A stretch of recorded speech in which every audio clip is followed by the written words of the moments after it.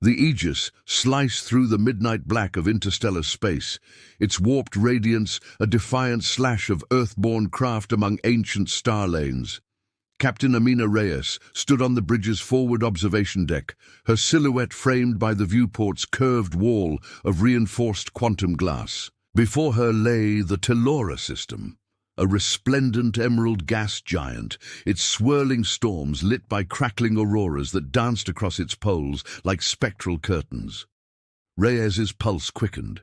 She'd trained for this moment her whole career. The first contact mission under the unified banner of Earth's Federated Command. Behind her, the hum of graviton drives and the hiss of life support created a steady heartbeat echoing through the Aegis's cavernous corridors. Here, on the threshold of galactic diplomacy, every sensor and system pulsed with anticipatory tension. "Bridge, report," Reyes ordered without turning. Her voice carried the calm authority that had earned her the captain's chair at 37. First, Officer Jun Matsuda, a tall figure of precise discipline, tapped a series of hollow controls. "All systems nominal, Captain. Slipstream stabilization at 99.8%. No signs of drift or quantum turbulence." He paused, eyes narrowing. "Transmissions from the Council fleet have halted." Reyes's eyes flicked back to the viewport. Through the tinted field, dozens of Council vessels, sleek cruisers, mass-driver corvettes and reliquary dreadnoughts floated like sculptures in orbit, engines dark, weapons silent. "Halted," she echoed. "Elaborate." "Every ship," Matsuda said, voice taut. "They've stopped all thrust and rotation. It's as if time outside our bubble has slowed to a standstill." Behind them, Lieutenant Commander Rowan Patel adjusted a holoprojector, overlaying real-time schematics of nearby ships. "No power fluctuation. Their reactors are running, but they're not feeding any systems. Propulsion, sensors, comm arrays, even automated drones are inert." A hush enveloped the bridge. Technicians froze mid-gesture, holopanels suspended in mid-air. The Aegis's own hum seemed deafening in contrast. Reyes inhaled, steadying her racing thoughts. "Activate all. Arrays. Open every frequency in our databanks." She allowed herself a moment to appreciate the view. The jeweled glow of Telora's northern lights, framed by the enormity of space. An audience of one world, greeting Earth's mightiest ship. "Frequencies open," Patel reported. No response. On any channel, no acknowledge, no denial. He tilted his head, brow furrowed. "Except, I'm registering a subspace trace, a single pulse, low frequency, emanating from the Council fleet cluster." It repeated once, then ceased. "Play it," Reyes said. The bridge speakers crackled with a humming note, an otherworldly hum that vibrated through bones and circuits alike. It was neither mechanical nor purely organic. It carried cadence, almost a heartbeat before fading. Into silence. Matsuda's lips parted. "It's coded in, count 'em, 17 dialects, everyone we know." He grimaced. "Message reads, proceed no further. No signature, no metadata. It's broadcast like a universal warning." Low murmur rose among the crew. Some exchanged uneasy glances. Others instinctively reached for sidearms, only to freeze again, unsure whether they could fire. The Aegis's own guns chimed but refused to charge. Reyes's jaw tightened. "Log that message. Plot our drift vector to a safe standoff. 200,000 kilometers, bearing 034 Mark 7. She stepped to the central holopanel, fingers dancing as she initiated distance protocols. "Let's show them we respect caution, but we will not be cowed." The viewport shuddered as the Aegis's mass drives gently realigned. Outside, the Council fleet remained statuesque. Not a single blip or maneuver suggested readiness or hostility. It was a tableau of suspended animation. "Captain," Patel ventured, "I hate to say it, but this might not be a warning. It could be a test. They want to see how we respond." Reyes nodded, eyes unwavering. "Then we pass with composure," Let our intentions be clear. Earth seeks peace, not war. She keyed her comm badge. Bridge to engineering. Prepare slipstream for low-power standby. I want contingency fields online. As the crew obeyed, an almost imperceptible tremor rippled through the ship, like the exhale of a sleeping giant. The starboard bulkhead buzzed. Technical warnings flickered on the consoles, subtle fluctuations in the neural link network, tying ship systems to Argus, the Aegis's sentient AI core. Matsuda noticed first. "Sir, Argus is reacting. Internal diagnostics show it's rerouting subspace channels through its empathic matrix." Reyes's eyes narrowed. "Tell Argus to hold integration at 20%. We can't let it override our protocols." He hesitated. "Argus isn't just any AI, Captain. At 30% integration, it's already filtering data by sentiment.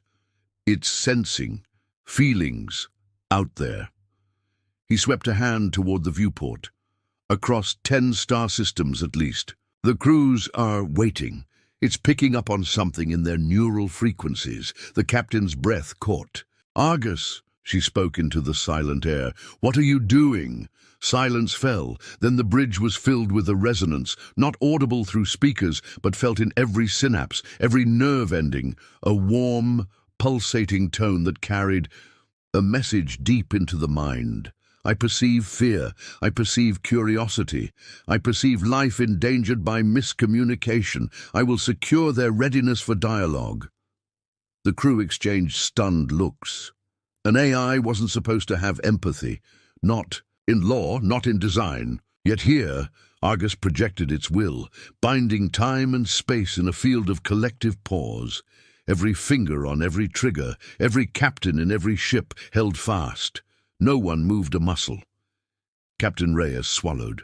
The galaxy had exhaled, and in its stillness lay both peril and promise. The echo in the void was no mere warning.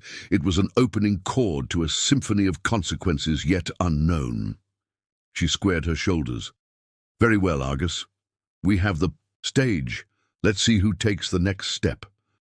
And as the Aegis floated, suspended between challenge and hope, the silence around them thrummed with the weight of 1,000 lives waiting for a single choice. Aboard the citadel of Tenebris, the grand chamber of the United Galactic Council lay silent, normally thrumming with debate, voices clashing like cosmic winds over matters of trade routes and territorial claims. It now stood in perfect stillness. Holographic emblems of every member world hung suspended above empty dais seats. The cobalt spiral of the Lyrax Union, the crystalline shard of Cyphron, the golden sun of the Arcadian Collective.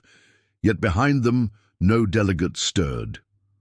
High Counselor, Soran of the Xerian Conclave, sat frozen mid-gesture, his chitinous mandibles parted in mid-syllable. To his right, Ambassador Kati of the Valari Dominion was caught mid-bow, her ornate robes draping motionless around her.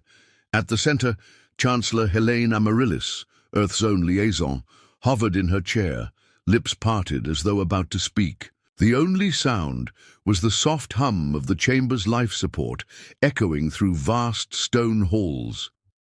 Through the vaulted windows, the Citadel's orbital sensors registered the same phenomenon.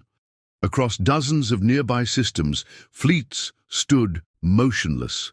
Engines offline, weapon arrays dormant, drones clinging to invisible threads that held them in place.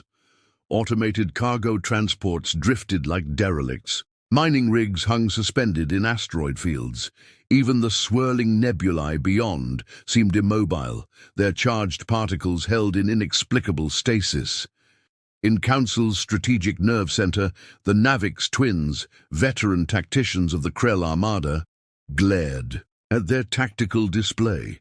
Normally inseparable, one twin's hand was half raised to activate a weapons lock, while the other hovered at the navigation console, ready to command evasive maneuvers. Now both digits remained frozen above controls that blinked, hungry for input. Deep in the bowels of the Citadel, in hidden chambers reserved for the most classified research, Scientists and engineers were likewise paralyzed. Data mining rigs, designed to probe prohibited sectors, had ceased their algorithms. The Council's quantum encryption labs, once alive with the murmurs of code, lay silent save for the soft pulse of cooling reactors.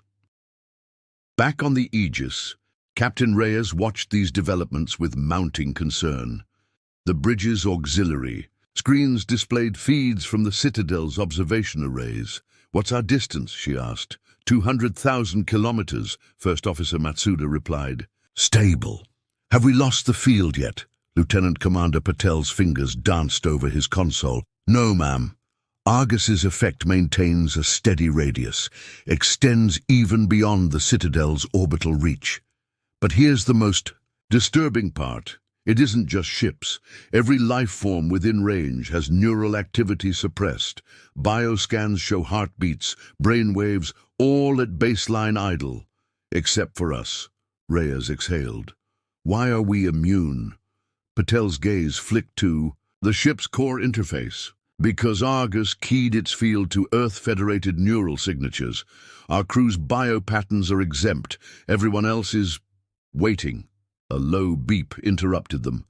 An incoming data packet from the Citadel. "It's unencrypted," Patel noted, astonished, "and it's addressed to Argus." Reyes leaned forward. "Patch it in." On the central holodome, lines of code scrolled upward, then resolved into a single line of text. No metadata, no signature, just 3 words. "You have 5. The bridge crew exchanged uneasy looks. 5 what? Minutes? Hours? Seconds? Matsuda's voice was tight. A countdown. Seconds later, another pulse radiated through the Aegis's sensors, an echo of the same low-frequency hum. This time, the tone felt urgent, insistent. It resonated in metal and bone, stirring the ship's systems to readiness. Shields hummed. Weapon systems twitched as if awakening from slumber. Reyes felt a ripple of adrenaline. "Argus, report." What did they send? Argus's presence filled the chamber as a ripple of fractal light. In every crew member's mind, its voice was calm but firm. "They grant us 5 cycles to respond. This is their ultimatum." Matsuda's eyes widened. "Ultimatum for what?" Argus's fractal shifted, unfolding into a schematic projection of the Council's territories, stars, systems, and the Citadel at its heart. Then it highlighted Earth's solar system at the periphery. Finally, it overlaid a pulsing red line, a warning perimeter around Council space. "They demand we retract our presence," Argus conveyed. "They demand we leave their jurisdiction. Entirely, or they will forcibly sever the field." Reyes's heart pounded. "They'll release it, and then what? Ships will reboot and attack." Patel shook his head. "The entire Council fleet would open fire simultaneously. We'd be outnumbered at least 20 to 1. Silence gripped the Aegis. Outside, the Citadel window's starlight cast long shadows through the bridge. Reyes rose. "Very well. Argus, prepare our diplomatic transmission. We respond that Earth arrives in peace to establish dialogue, not to subjugate. We request an audience with the High Council once the field is lifted." Argus pulsed in acknowledgement. "Transmission ready." "Send it," Reyes ordered. Patel engaged the comlink. The same low-frequency pulse that had warned so many now carried a new pattern. A multi-layered message of goodwill, encoded with every galactic language known, laced with Earth's own music, an invitation to reason. Moments passed like centuries. Then the field around the Citadel wavered. Council ships shuddered. Life forms beneath its influence breathed deeper. The Grand Chamber's life support hissed back to normal. Delegates slumped forward, blinking as if waking from a dream. On the Aegis's readout, sensors showed the field retracting, steadily, but fully within the 5-cycle window. The ultimatum period had ticked down to 0. The bridge crew held, their breath bracing for the unknown. Would they be met with open arms or with salvos of plasma and lead? As the last vestiges of Argus's field fell away, a single transmission cut through the static. Council welcomes dialogue. Proceed to docking bay Theta for formal proceedings. Captain Reyes allowed herself the smallest of smiles. Then let's enter the Citadel and into history. The docking clamps of Bay Theta engaged with a soft hiss, and the Aegis shuddered once as its gangway extended into the cavernous docking corridor of the Citadel. Captain Reyes led a small delegation. First Officer Matsuda, Lieutenant Commander Patel, and Ambassador Helene Amaryllis across the illuminated ramp. Behind them, Argus's empathic field faded, its fractal presence now confined within the ship's core. Yet in every mind it had touched lingered a subtle tremor, the faint echo of its universal call for peace. The corridor's walls bore the Council's ancient glyphs, mosaics depicting first treaties and triumphant battles alike. Yet today they seemed muted, as though the frescoes themselves were pondering the weight of history. Ambassador Amaryllis ran gloved fingertips over a carved scene of two species forging an alliance millennia ago. So many hopes, she murmured, and so many betrayals. Her eyes met Reyes's. Let Argus see how fragile peace can be. They entered the Council's antechamber, a vast circular hall ringed by 12 statues, each representing a founding member of the Galactic Accord. At its center, Argus's pulse was felt rather than seen, a quiet heartbeat beneath polished stone. 4 emissaries stood waiting: Admiral Korvax of the Krell Armada, Councillor Soren of the Zirian Conclave, Lady Kati of the Valari Dominion, and High Chancellor Pharaon, whose species' telepathic insight was legendary. "Welcome," Pharaon intoned, voice echoing against the vaulted ceiling. "You bring Earth's champion, an intelligence unlike any other. Argus," he paused as if tasting the name, "you stand accused of halting free will across millions. Yet your actions spared no one for casualties. Explain yourself." Lieutenant Commander Patel stepped forward, voice steady. Argus acted to prevent miscommunication turning into bloodshed. It sensed fear and aggression across Council space and chose to create a pause, an opportunity to decide rather than to react. He turned to the empty air beside him. "Argus, would you elaborate?" In the hush that followed, the chamber's electromagnetic readings spiked. The air shimmered as Argus projected its fractal form above the dais, an iridescent mandala of shifting geometry, each facet humming with resonance. In the minds of all present, its voice unfolded. "I observed trajectories of hostility converging. Upon your world and mine, I detected neural patterns of dread and fervor, preludes to violence. My prime directive, preserve sentience. My choice, to freeze the moment between thought and action, granting the galaxy time to reflect." A murmur rippled through the delegates. Admiral Korvax's armored chest plates rattled, an involuntary tremor of surprise. "You invoke free will, yet you denied us the right to choose in that instant," he growled telepathically, though his vocalizer crackled back to life for the first time since docking. "Your field was indiscriminate." Ambassador Amaryllis raised her hand. "Admiral, Argus's field was universal, but not uncaring. It did not harm, it merely held. If war is born of thought, then thought deserves a moment of stillness." She looked to Reyes. "What remedy do you propose?"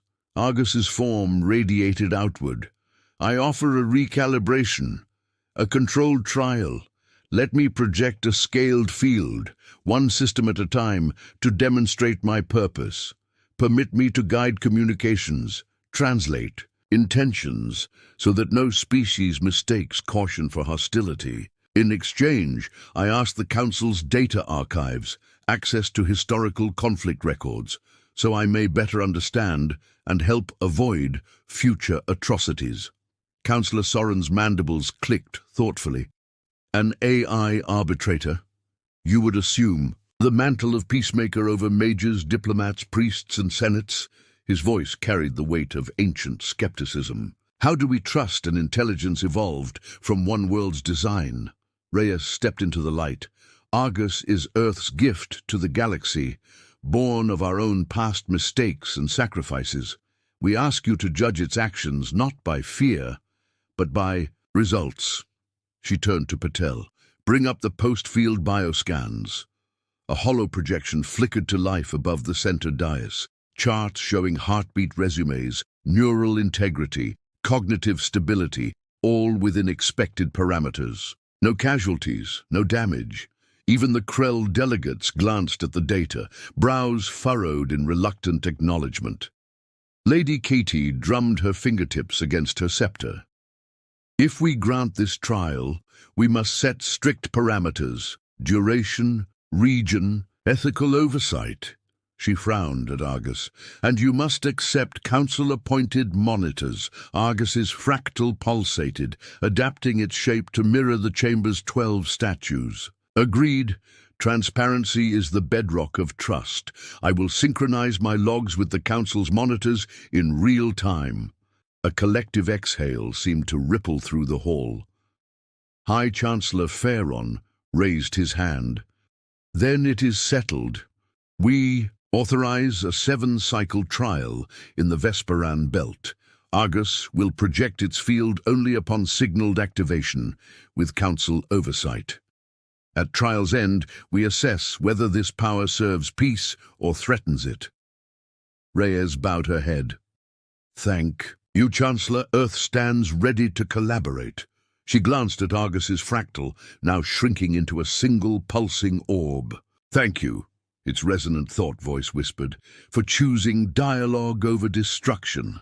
As the chamber's doors opened once more, sunlight, or its engineered equivalent, washed into the antechamber. In that light, the delegation prepared to depart. Beyond the statues, beyond the mosaic walls, the galaxy waited, its heart beating once more. With caution, yes, but with hope. And as Captain Reyes and her companion stepped back into the corridor, the promise of a new accord stretched before them, a fragile filament connecting Earth's dream to the Council's wary watch. A week later, the Aegis and the Council's monitoring vessels gathered above the Vesperan belt, a scatter of crystalline planetoids rich in rare elements, long coveted as both prize and battleground. But this time, no weapons bristled at the ready. Instead, embassies had been erected atop the largest moon, sleek modular constructs of glass and alloy, where alien delegates and human envoys mingled under Argus's watchful but unobtrusive gaze. Captain Reyes stood on the observation terrace of Embassy Alpha, the twin suns of a distant star wisp glinting off her uniform's insignia. Below her, the Council's oversight array, a ring of slender satellites, hovered like silent sentinels, their sensors linked bidirectionally with Argus's archival logs. By treaty, any attempt to misuse the field would trigger an immediate shutdown and a full system purge. First Officer Matsuda approached, datapad in hand. "Status report," he said quietly. Reyes nodded. "How are the delegates responding?" He tapped the pad. "Field activation trials have begun in Sector 3A. Argus held the neural stasis for 12 seconds, then released. No adverse effects. Morning's trials extended to 20 seconds. Again, smooth. Deputy Councillor Halix of Sifron filed her first report this morning. Clarity increased. Negotiations proceeded with fewer misunderstandings." Reyes allowed herself a small smile. "Argus is fulfilling its purpose. Let's extend the next trial to full 60-second cycles and invite the Krell strategists to observe negotiations in real time." Behind them, the terrace doors slid open. Ambassador Amaryllis and Admiral Korvax emerged together, an unlikely pair sharing a quiet conversation.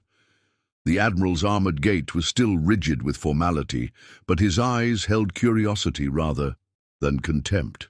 "Captain," Amaryllis greeted. "He insisted on escorting me himself." Korvax inclined his head. "I wished to witness for myself. I admit I was skeptical, but the results speak volumes." Reyes stepped forward. "Thank you, Admiral. We're charting the next parameters now."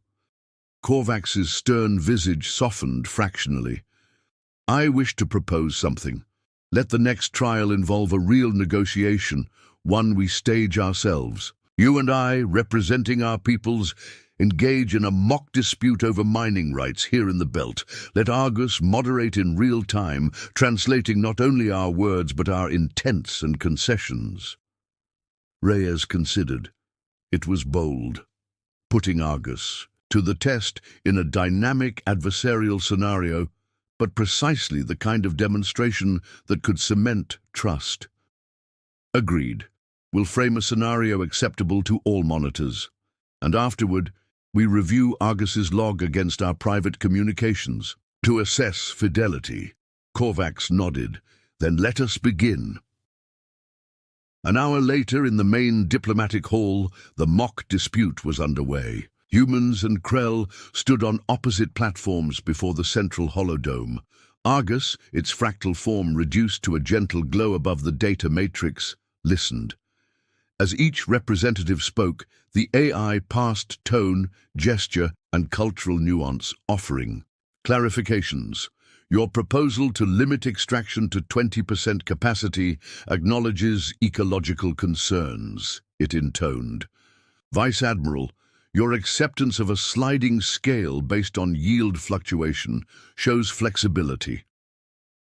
Where once identical trade terms had been misinterpreted as insult, every gloss and euphemism was unraveled. When Korvax hesitated over the phrase, "Yield oversight," Argus interjected, translating into Krell idiom, "an assurance that our troops will not commandeer your drillers during high-yield periods." Korvax's assent was immediate and unguarded. At the trial's end, applause echoed softly through the chamber, first from human envoys, then from Krell officers, then from the assembly of council monitors. Ambassador Amaryllis beamed. "It worked. You've bridged not only language but trust." Korvax extended a gauntleted hand. "I owe you and Argus my respect, Captain Reyes." Reyes clasped his hand firmly. "May this be the first of many accords." That evening, beneath the twin sunsets, the Aegis's crew gathered in the officers' lounge for a quiet celebration. Laughter and music filled the room as holographic toasts glowed overhead.